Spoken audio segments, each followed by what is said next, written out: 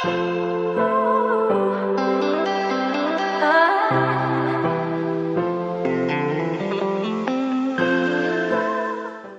guys, so first thing I'm starting off with is the Jaclyn Hill palette, and in the order I choose the shade is the order that the shades is going to be applied to on her eyelids.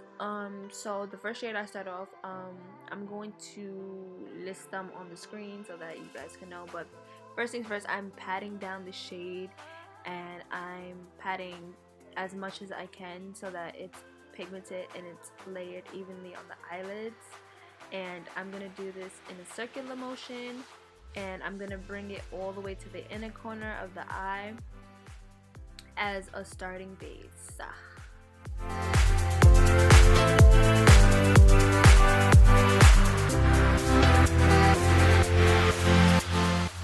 Then I'm gonna take a fluffy brush and I'm gonna blend that out using the second shade I chose in the palette. And I'm just gonna tap it. I'm not gonna rub it in, because when you rub in eyeshadow, it tends to move the eyeshadow around and it makes it look blotchy and funny looking. So you just want to just pat the eyeshadow down and layer it and just blend it seamlessly together by patting it and bringing it to the inner corner as well. And make sure when you're patting it too that it looks seamless and evenly like blended out. Now I'm going to take that Inglot pigment, I think it is, and I'm going to use that to cut the crease.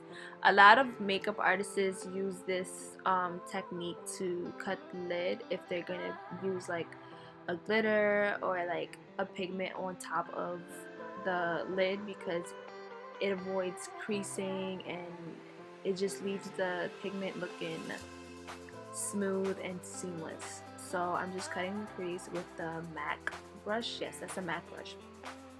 That's actually my favorite brush to cut the lid. I will list it in the description box, so make sure you guys check that out.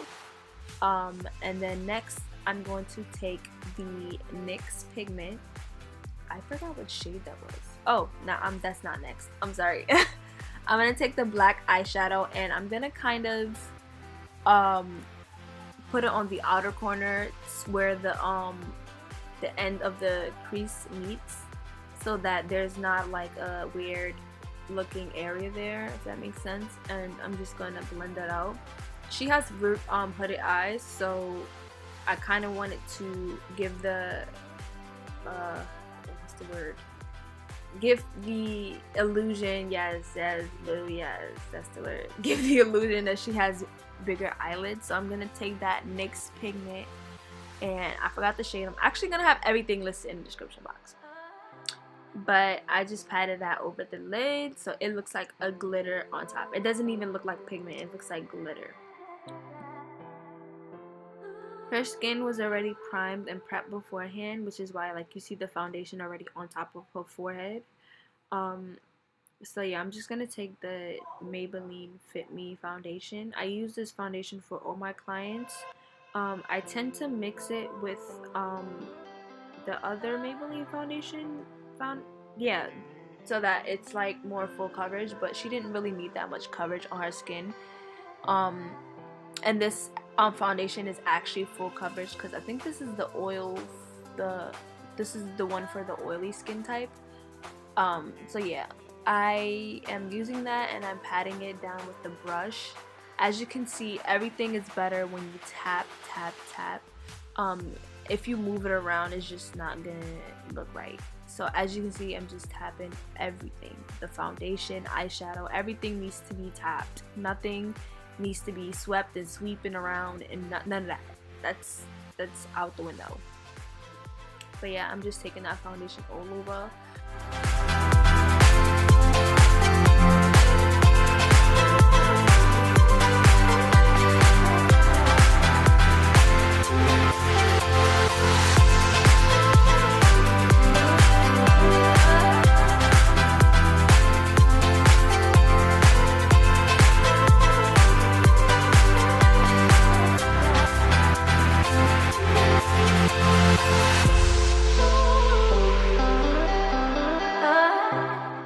I took the beauty blender and kind of just went over what I missed.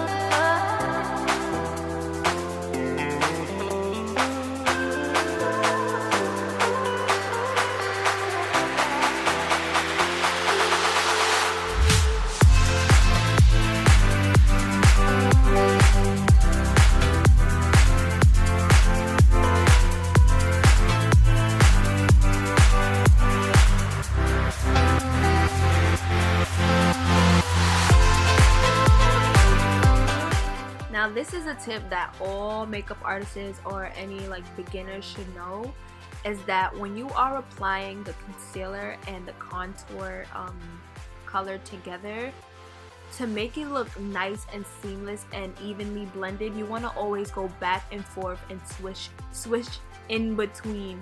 So as you can see, I started off with the contour and I started blending that out, and then I blended out the concealer, and then I went right back in with the brush, and I'm just going right back and forth to make everything just blend and mesh in together. You're gonna see like throughout the video how it works, because it makes a lot of sense and it looks so much better. I promise you, this is something that you should definitely try to do in your routine if you're a makeup artist, or even if you just do makeup on yourself.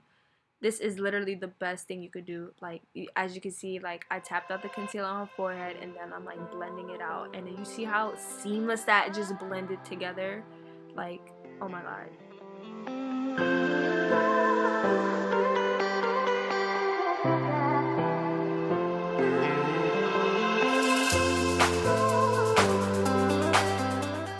Also, take note how when I'm blending out the concealer, I'm starting at the bottom and I'm not starting directly under her eye. I'm starting at the bottom and I'm gradually building it up and blending it upwards. That's how you should always blend everything. Everything should always be blended upwards to give you that more lifted illusion on your face, especially when it comes to concealer.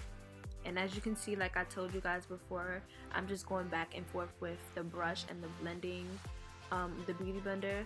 Some people typically use brushes all throughout the face. I typically don't like using brushes under the eye because I feel like the brushes can't really get the crevices under the eye and there will be creases. So I stay with my beauty blender.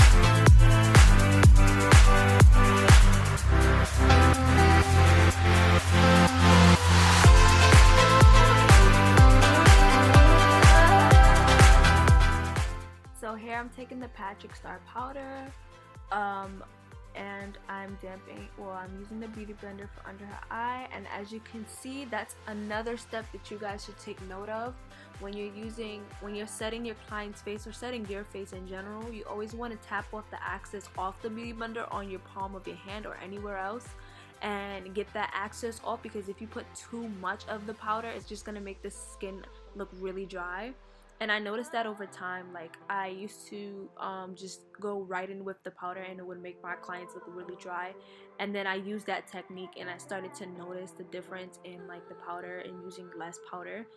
But yeah, as you can see, I'm using the Black Radiance bronzer and I'm just tapping it. And also to remove the excess powder from under her eye, I'm tapping it. I'm not really like dusting it too much because that causes like movement and weird, it just makes it look really weird under the eye. Then I'm gonna go and spray my beauty blender and just pat under the eye as well. The eye is already set, everything is already set. I'm just wetting it up a bit so that it doesn't look dry and everything just looks nice and smooth.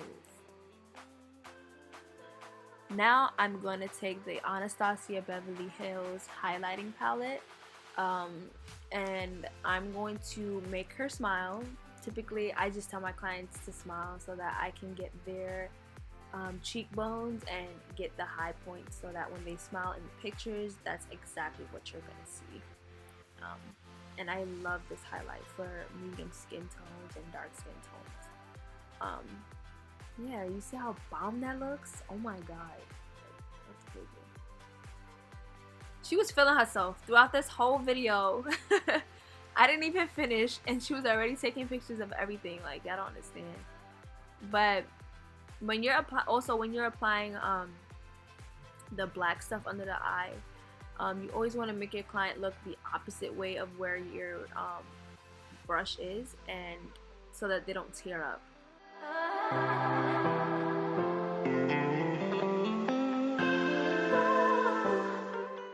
I'm taking mascara to like blend in the eyelashes and her real eyelashes. Oh my god, these dogs! I'm just tapping it so that it blends together, and it kind of gets rid of the foundation that was on her lashes. And then I'm just gonna use lip liner, and yeah, I'm finishing up the look. Oh my god, wait to the end, y'all, it's not finished yet.